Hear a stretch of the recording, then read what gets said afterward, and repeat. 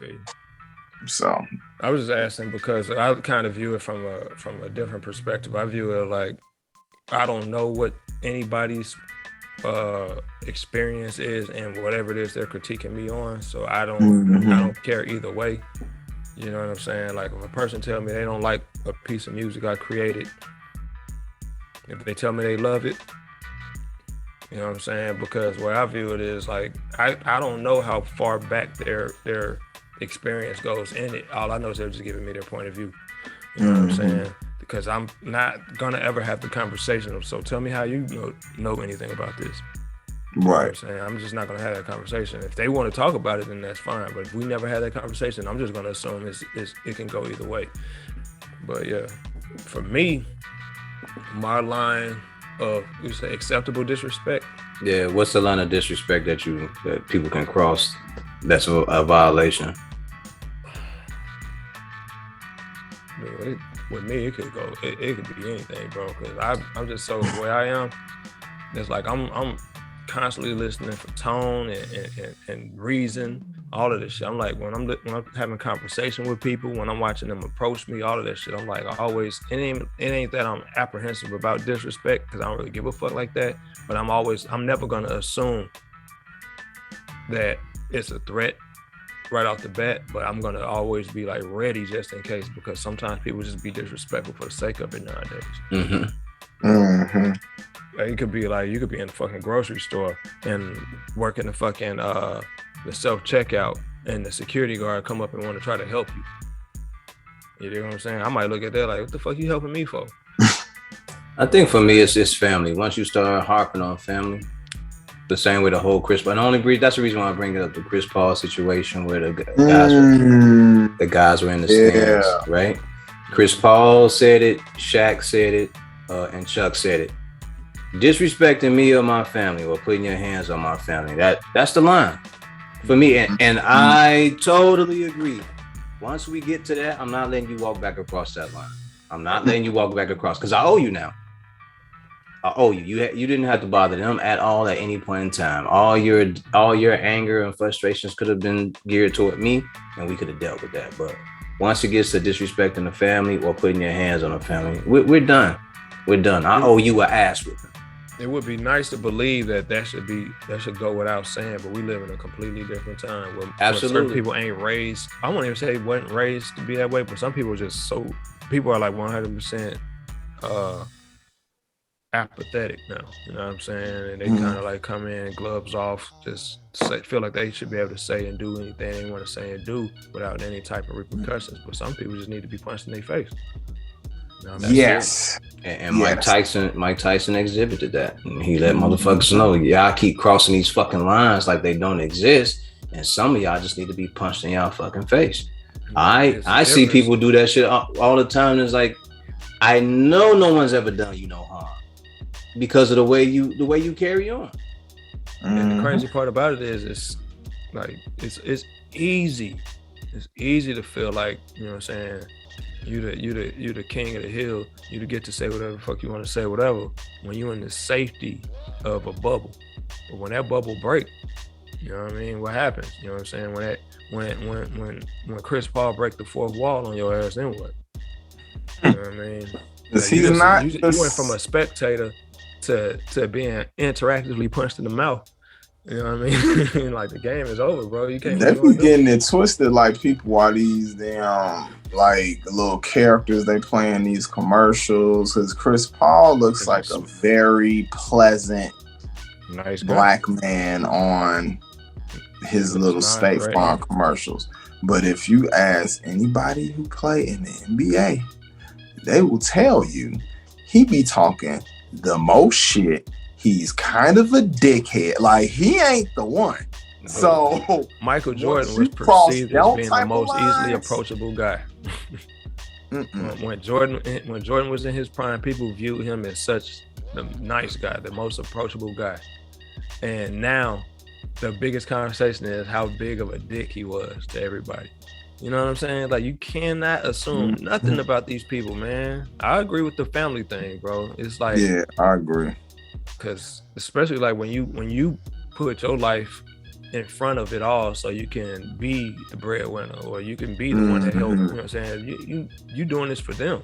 You know what I'm saying? They vulnerable they vulnerable to all your abuse, to all the things that come through you. Right. You know what I'm saying? The abuse that's meant for you, all the criticism and shit, they ain't supposed to absorb none of that. They ain't never supposed to come on. And then you got somebody in the crowd decided, hey, here's an easy target. This will get a reaction out of him so I can go viral. Yeah. And then a situation with Mike Tyson, right? Where the guy continues to bother him. Mike shakes his hand, gives him a dap or whatever it was that happened, whatever the exchange was. Then Mike proceeds to sit back down and mind his business. He takes some shrooms. I think he offered the guy some shrooms and told the dude to chill out. Yo, my man, just chill out. Sit in your seat and chill out. And next thing you know, Mike is slapping this guy around in his seat. And I tell people all the time, they say, oh, Mike didn't have to do that. I was like, you know what? Some people don't understand what it is to cross a line of disrespect. They never understood what that was. They've done it. So sometimes you got to let them know they did it. And that's all it is. And I say, man, Six, we had this conversation over and over again. You guys know I have a line. If you have crossed that line, trust me, at some point, I'm gonna get you. You just don't know it yet. I'm gonna get you. You just don't know it. Like you're across the line, and I'm gonna keep you there. And you're not gonna be able to walk back across. You can't continue to disrespect people and think nothing will ever happen to you. Mm-hmm. That's not the way this shit works. And I get it, Six, I get it. We come from a different breed. We come from a different type of, a different generation, a different cloth, if you will, a different fabric that's very rare out here. But dude, you can't just be out here, what one man Cedric, an entertainer, said. You can't be out here all willy-nilly just saying whatever the fuck you want out your mouth. No, all that shit. People respond to that shit differently. Yeah. Mm-hmm. Exactly. And this is why, like, the big conversation about comedians saying what they want to say and move how they want to move is such a topic, because on both ends you have people who just don't get it. They don't, bro. And that's just, it's crazy. Like, where do we get to? How do you get to the point where people think that it's okay to lash out at people verbally, or it's okay to run on stage when people are doing comedy sets or whatever? None of this shit is cool. No. None of this shit is cool. And people don't get it. Like, you are violating my space by doing this. You are violating. And because you are violating, now you are giving me the access and the say so to put you back in a place where you need to be. There's situation was funny style, because it's like, you know, who has the right to go up on stage and smack? It's so many times comedians said worse shit than Chris Rock said and did not get hit in the damn mouth. Yeah. You know, so it's like or the other one, the Dave Chappelle shit. Like, why are you guys? That was ridiculous. What? And I was so disappointed when I saw that was a black person. I was like, bruh, like, what is you doing, man?